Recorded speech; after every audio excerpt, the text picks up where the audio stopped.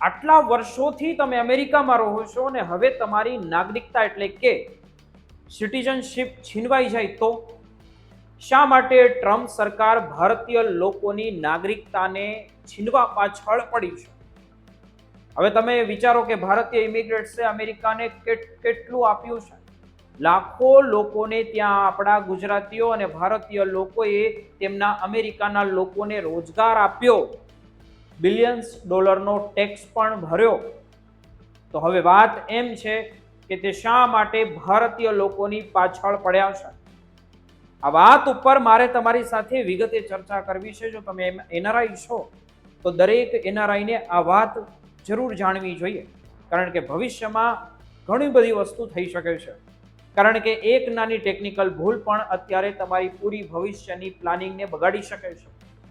શું તમને લાગે છે કે અમેરિકાનું પાસપોર્ટ હાથમાં આવી ગયા પછી તમારી સિટીઝનશિપ હંમેશા માટે સુરક્ષિત છે? જો તમે આવું વિચારતા હો ને તો તમારે સાવધાન થઈ જવાની જરૂર છે, કારણ કે ટ્રમ્પ પ્રશાસનનો એક નવો નિર્ણય લાખો ભારતીય સહિત વિદેશી મૂળના અમેરિકનોની પણ ઊંઘ ઉડાવી શકે છે. સિટીઝનશિપ મળી ગયા પછી પણ તે પાછી ખેંચી શકાય છે, અને તેના માટે સરકારે હવે જે આક્રમક પ્લાન બનાવ્યો છે તેમનાથી આખું અમેરિકા ફફડી ગયું છે. આજના આ ખાસ વિડીયોમાં અમે તમને જણાવીશું કે ડીનેચરલાઇઝેશન એટલે શું અને કેવી રીતે એક નાનકડી ભૂલ તમારું અમેરિકન સપનું રોળી શકે છે. તે જાણવા માટે અંત સુધી આ વિડીયોને જોતા રહેજો. અમેરિકામાં અત્યારે ચર્ચાનો વિષય બનેલા ડીનેચરલાઇઝેશનનો સરળ અર્થ એ છે કે જો તમે નેચરલાઇઝેશન પ્રક્રિયા દ્વારા અમેરિકાના નાગરિક બન્યા હો તો સરકાર તમારી આ નાગરિકતા રદ કરી શકે છે. અમેરિકન કાયદા મુજબ જો સરકારે સાબિત કરી દે કે તમે સિટીઝનશિપ મેળવવાની વખતે કોઈ છેતરપિંડી કરી હતી, ખોટી માહિતી આપી હતી અથવા કોઈ મહત્વની હકીકત તમે છુપાવી હતી તો તમારી સિટીઝનશિપ છીનવાઈ શકે છે. આમાં આતંકવાદ કે ગંભીર ગુનાહિત પ્રવૃત્તિઓનો પણ સમાવેશ થાય છે.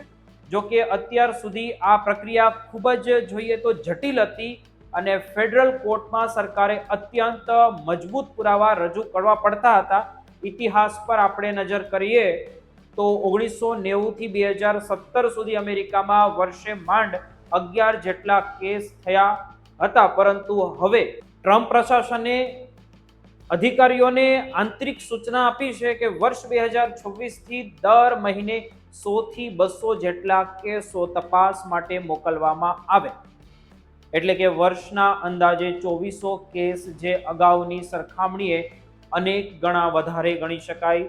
જૂન 2025 થી જ ન્યાય વિભાગે તેને ટોપ પ્રાયોરિટીમાં સામેલ કરી દીધું છે. સરકારનું કહેવું છે કે નાગરિકતાની પવિત્રતા જાળવવા માટે જે લોકોએ જૂઠું બોલીને સિટીઝનશિપ લીધી છે તેમની સામે કાર્યવાહી કરવી ખૂબ જરૂરી છે.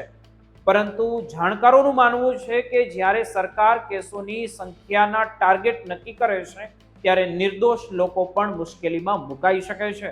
ખાસ કરીને ભારતીયો માટે આ ચિંતાનો વિષય એટલા માટે છે કારણ કે અમેરિકાની સિટીઝનશિપ લેવામાં ભારત અત્યારે બીજા નંબર ઉપર છે, અને છેલ્લા 2 વર્ષમાં હજારો ભારતીયોએ અમેરિકાના નાગરિકતા તરીકે શપથ પણ લીધા છે, અને આંકડાઓ વધુ હોવાથી ભારતીય મૂળના લોકો પર વધુ દેખરેખ રાખવામાં આવી શકે છે.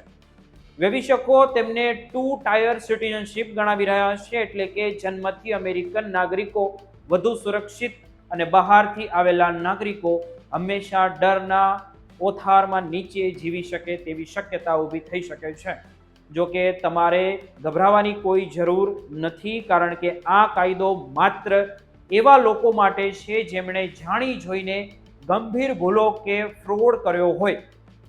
પણ સાવચેતી રાખવી ખૂબ જરૂરી છે. જો તમે ભૂતકાળમાં કોઈ માહિતી છુપાવી હોય તો કાયદાકીય સલાહ લેવી અને તમારા તમામ ડોક્યુમેન્ટ્સ સુરક્ષિત રાખવા જોઈએ. હવે અમેરિકામાં સિટીઝનશિપ મેળવવી એ માત્ર મંજિલ નથી, માત્ર એક સતર્ક રહેવાની પ્રક્રિયા બની ગઈ છે.